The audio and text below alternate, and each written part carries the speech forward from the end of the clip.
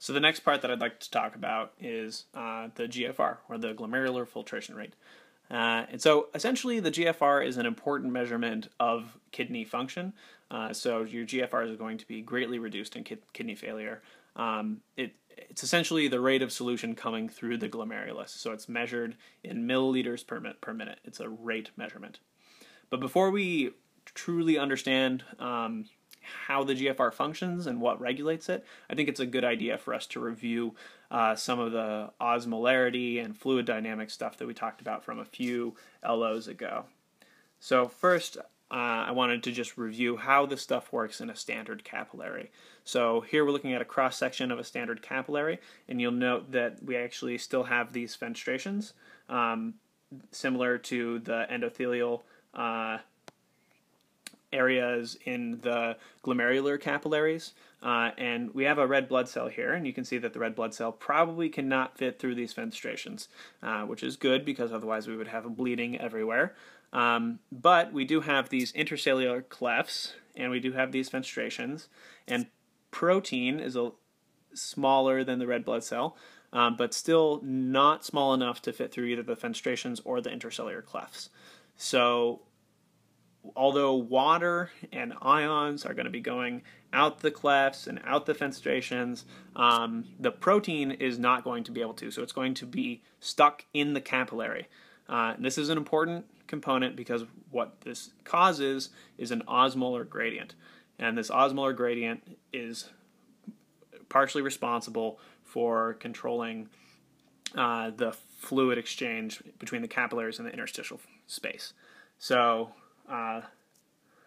let's just look at this in the context of these Starling forces. So to review, the Starling forces are essentially the two types of forces that are used to describe the way fluid moves in the capillaries. So the way that I like to think about this is kind of like a garden hose. So we have, in the garden hose, we have a little spigot here. We've got a little turny guy, and then we've got this spigot here, and then we have a big, nice garden hose that comes out, and it's going to be green, like this, right? And so this garden hose does have these small holes, and like I said, they're small enough that protein can't fit through, but that most things like ions are not going to be able to get through. So I'll draw some protein in here, these big guys that can't fit through, and then we've got some ions that are getting out, right? So one of the major forces at play here is from the spigot itself. So aka this is kind of like the heart. And so we have water pumping out the spigot, and imagine if you had drilled a hole into the side of a hose, a lot of the water would want to be coming out of the hose. That is called hydrostatic pressure. So that's what we kind of think about when we just say pressure, is what we're actually talking about hydrostatic pressure. It's the pressure from the water molecules bumping into each other. And so that's what causes, what is the force that is pushing water out of the capillaries.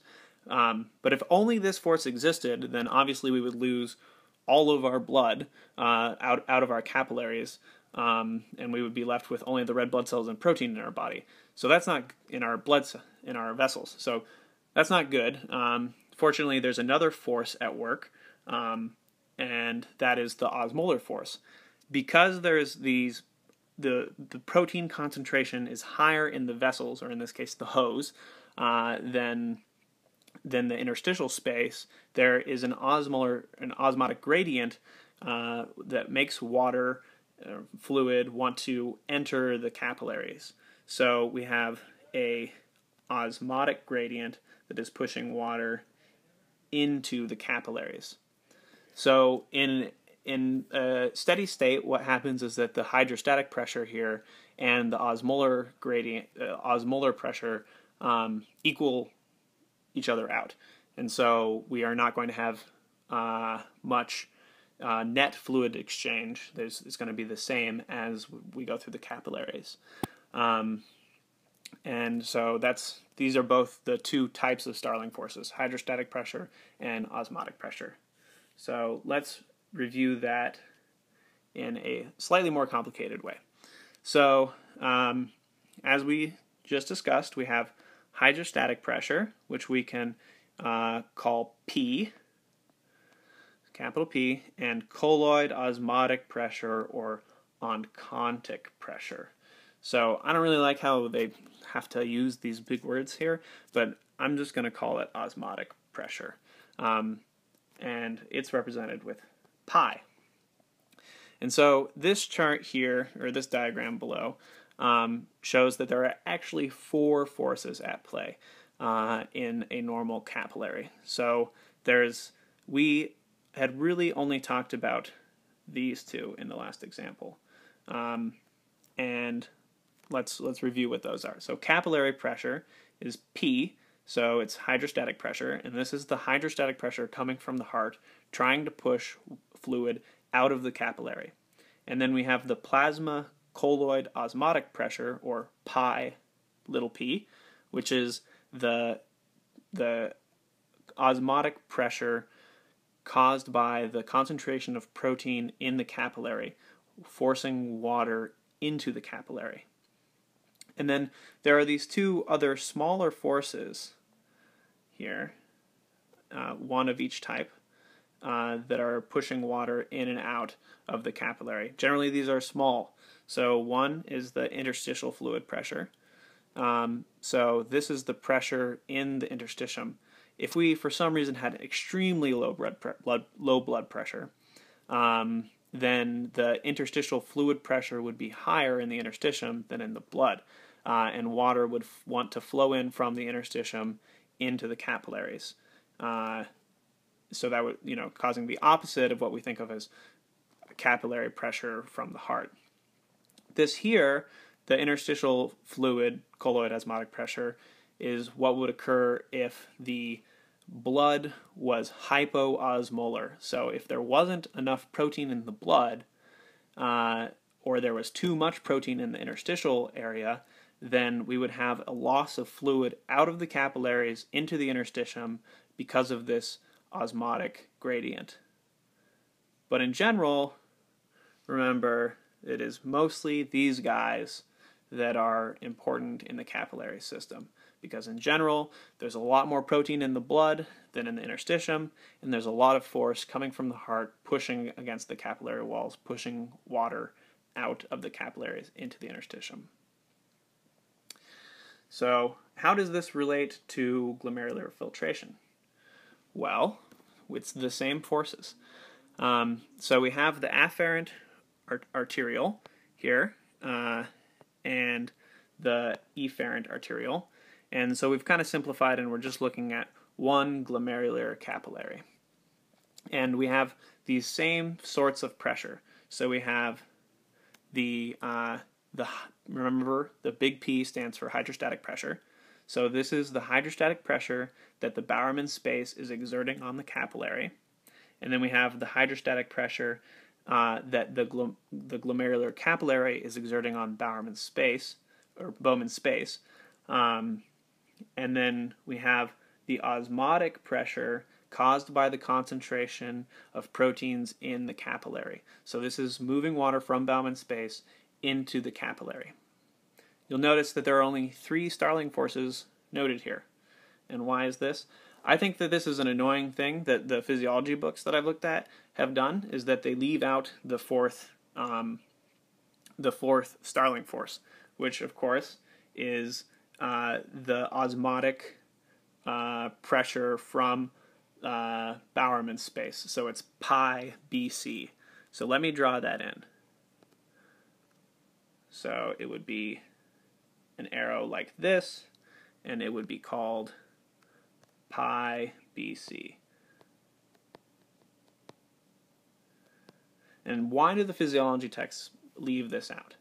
Well, if you think about it, we've talked a lot in the past minutes about how the protein generally cannot cross the barrier between the glomerular capillaries and Bowman space. So in general, Bowman's space is not going to have any protein in it, right?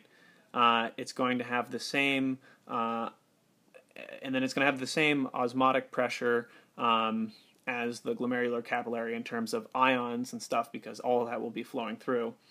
So in general, there's in a physiological situation, in a person without renal disease, there's not going to be an osmotic pressure moving water from the capillary into Bowman's space. So in a physiological situation, this pi BC is going to be 0, which is why the physiology books leave it out. So in essence, we see these we see these 4 forces that are potentially moving solution in and out of the glomerular capillary and in and out of Bowman's space. So how does this relate to GFR? Well, it is GFR. GFR is the movement of solution between these 2 spaces. And so if you add up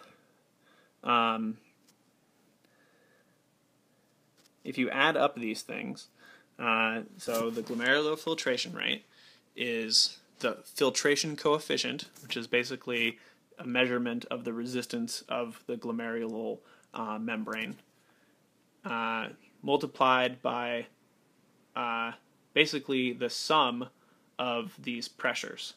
Obviously, you have to subtract the ones that are moving in the opposite direction. So P sub GC is the hydrostatic pressure moving from the glomerular capillaries into Bowman's space. So this is the only positive force. So this is the force from the heart pushing water out of the capillaries into Bowman's space.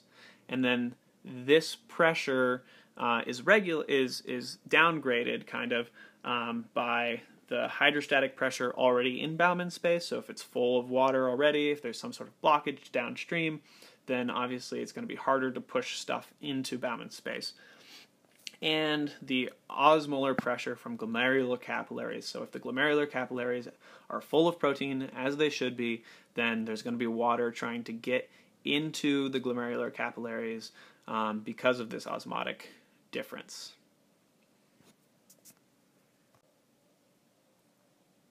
So if we go back and look at these forces, we can try to think about how the GFR would be changed. And there's a few different ways the GFR can be changed. There can be a change in one of these hydrostatic forces, or there can be a change in one of these osmolar forces. And that will change the total GFR. So let's first take a look at how a change in the hydrostatic pressure could change the GFR. So here we're looking at constriction of the different arterioles and how they change the pressure in the glomerular capillary. So the first scenario that we're looking at is the afferent arteriole. If there is some sort of constriction occurring upstream, then what's going to happen is that there's going to be less blood able to enter the glomerular capillaries. The glomerular capillaries aren't going to change in size, but they're going to have a decreased volume, so we're going to have less pressure in the glomerular capillaries. This decreased pressure in the glomerular capillaries is going to lead to a smaller arrow pointing this direction. That is an awful arrow. So it's going to be a smaller arrow pointing in this direction, because we just don't have the same amount of pressure to push it through the membrane, to push it into the Bowman space. So this decrease in pressure is going to decrease the hydrostatic pressure, decrease the amount of fluid going into Bowman's capsule. This overall will decrease the glomerular filtration rate because there's just less stuff moving into Bowman's capsule. The second thing we can look at is the afferent arteriole. If it becomes constricted, then think of it basically this. It's like if you put a kink in a hose, the pressure is going to increase upstream from the constriction. So we might get some like crazy bulging here or something weird like that. But essentially the pressure is raised in the glomerular capillary. And of course, what this does is it makes even more water or fluid move across the membrane into Bowman's space. So a constriction of the efferent arteriole leads to an increase in GFR, whereas a constriction at the afferent arteriole causes a decrease in GFR. So now let's look at how changes in the GFR could come about from a change in osmotic pressure, such as in nephrotic syndrome. So we had talked about this previously. What would happen if there was some pathological process that caused an increase in protein in Bowman's space? So there's not supposed to be any protein in Bowman's space, or a very small amount. It's supposed to be all in the glomerular capillaries. But what if it started leaking through? What if we had a protein leak like this? We'd get increased protein in Bowman's space, but we'd have decreased protein in the glomerular capillaries. What this would cause is a decrease in pi GC. So this arrow here would shrink because the osmotic potential is less. And then pi BS, i.e. the osmotic pressure out of the glomerular capillary and into Bowman's space would increase because we now have an increased protein in Bowman's capsule and a decreased protein in the glomerular capillary. So this would cause a change in the way fluid is exchanged, and in this case it would cause more fluid. If we had a protein link, it would cause more fluid to go into Bowman's capsule, and what would that do to the GFR? That would make a higher GFR, which means that you'd probably be peeing more as well. If you have a protein leak, then more water would be coming into Bowman's capsule, you'd have an increased urine production. So I think this is probably what is occurring in our patient.